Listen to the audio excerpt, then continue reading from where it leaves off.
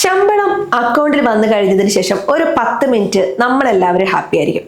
പക്ഷേ സത്യം പറയട്ടെ, ആ 10 മിനിറ്റിൽ നമ്മൾ ചെയ്യുന്ന കാര്യങ്ങളാണ് അടുത്ത 30 ദിവസം നമ്മൾ സമാധാനമായി ഉറങ്ങണോ അതോ ടെൻഷൻ അടിക്കണോ എന്ന് തീരുമാനിക്കുന്നത്. മിക്കവരും ചെയ്യുന്ന ഒരു തെറ്റുണ്ട്. മാസാവസാനം ബാക്കി എന്തെങ്കിലും ഉണ്ടെങ്കിൽ സേവ് ചെയ്യാമെന്ന് കരുതും. സത്യത്തിൽ അങ്ങനെ എന്തെങ്കിലും ബാക്കി ഉണ്ടാകാറുണ്ടോ?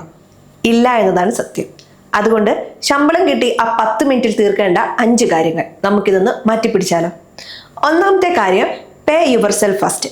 ഇതൊരു വിദേശി പറഞ്ഞ കാര്യമാണെങ്കിലും നമ്മുടെ നാട്ടിലും ഇത് വലിയ സത്യമാണ്. പണം കിട്ടിയാൽ ഉടനെ ഒരു നിശ്ചിത തുക മറ്റൊരു അക്കൗണ്ടിലേക്ക് മാറ്റുക. സേവിങ്സ് എന്ന് പറയുന്നത് ചിലവ് കഴിഞ്ഞ് ബാക്കിയുള്ളതല്ല, മറിച്ച് ശമ്പളത്തിൽ നിന്ന് ആദ്യം മാറ്റിവെക്കേണ്ടതാണ്. ഒരു ചെറിയ തുക ആണെങ്കിൽ പോലും അത് ചെയ്യണം. പലർക്കുമുള്ള ഒരു പേടിയാണ് ബാക്കി പണം കൊണ്ട് മാസം തള്ളി നീക്കാൻ പറ്റുമോ എന്ന്. പക്ഷേ വിശ്വസിക്കണം, കയ്യിലുള്ളത് വെച്ച് നമ്മൾ അഡ്ജസ്റ്റ് ചെയ്യാൻ പഠിക്കും. ഇവിടെയാണ് ഓട്ടോമേഷൻ വലിയൊരു സഹായകമാകുന്നത്. നിങ്ങളുടെ ബാങ്ക് ആപ്പിൽ ഒരു സ്റ്റാൻഡിംഗ് ഇൻസ്ട്രക്ഷൻ നൽകുക. ശമ്പളം വരുന്ന ദിവസം തന്നെ ആ തുക മാറണം. നമ്മൾ അറിയാതെ തന്നെ നമ്മുടെ സമ്പാദ്യവും വളരും. ഇനി രണ്ടാമത്തെ സ്റ്റെപ്പ്, EMI ബില്ലുകൾ. പലരും ഇത് പതുക്കെ അടയ്ക്കാമെന്ന് കരുതി മാറ്റിവെക്കും. പക്ഷെ ശമ്പളം കിട്ടിയ അന്ന് തന്നെ എല്ലാ ഡ്യൂ ഡേറ്റുകളും നോക്കി ക്ലിയർ ചെയ്യുക. കേരള ഗ്രാമീൺ ബാങ്ക് ആപ്പായാലും SBI യോനോ ആപ്പായാലും സെക്കൻഡുകൾ കൊണ്ട് ഇത് തീർക്കാം. ഒരു ദിവസം വൈകിയാൽ വരുന്ന ഫൈൻ ഉണ്ടല്ലോ, അത് വലിയ നഷ്ടമാണ്. അതുകൊണ്ട് ആ 10 മിനിറ്റിൽ ഈ ബാധ്യതകളെല്ലാം തീർക്കുക. അപ്പോൾ നമ്മുടെ കയ്യിൽ ബാക്കിയുള്ളത് എന്താണെന്ന് നമുക്ക് കൃത്യമായി അറിയാൻ പറ്റും. ഇതൊരു മാനസിക സമാധാനമാണ്. മൂന്നാമത്തെ കാര്യം, ഗ്രോസറി ബജറ്റ്. സാധനങ്ങൾ വാങ്ങാൻ നമ്മൾ കടയിൽ പോകുമ്പോൾ കാർഡ് കൊടുക്കുമ്പോൾ അത്ര അറിയില്ല. അതുകൊണ്ട് വീട്ടു ചിലവിനുള്ള പണം ലിക്വിഡായി സൂക്ഷിക്കുന്നതാണ് നല്ലത്. അല്ലെങ്കിൽ ഒരു പ്രത്യേക UPI വാലറ്റിലേക്ക് മാറ്റുക. ഇത് ലിമിറ്റ് കടക്കാതിരിക്കാൻ നമ്മളെ സഹായിക്കും.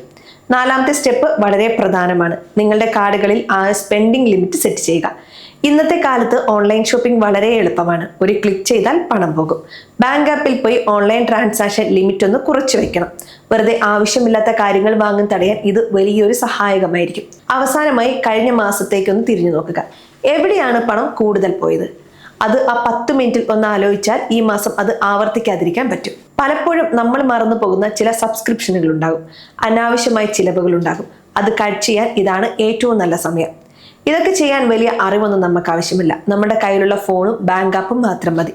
SBI ആപ്പിലാണെങ്കിൽ ഓട്ടോ ഡെബിറ്റ് സെറ്റ് ചെയ്യാൻ മിനിറ്റുകൾ മതി. കേരള ഗ്രാമീൺ ബാങ്ക് ഉപയോഗിക്കുന്നവർക്കും എളുപ്പത്തിൽ ട്രാൻസ്ഫറുകൾ ചെയ്യാം. ടെക്നോളജി നമ്മെ സഹായിക്കാനുള്ളതാണ്. അത് കൃത്യമായി ഉപയോഗിച്ചാൽ ശമ്പളം കിട്ടി 10ാം ദിവസം തന്നെ കൈമലർത്തേണ്ടി വരില്ല.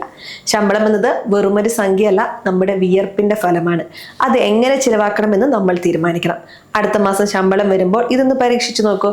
ആ 10 മിനിറ്റ് നിങ്ങളുടെ ജീവിതം മാറ്റിമറിക്കുമെന്ന് ഉറപ്പു തരാം.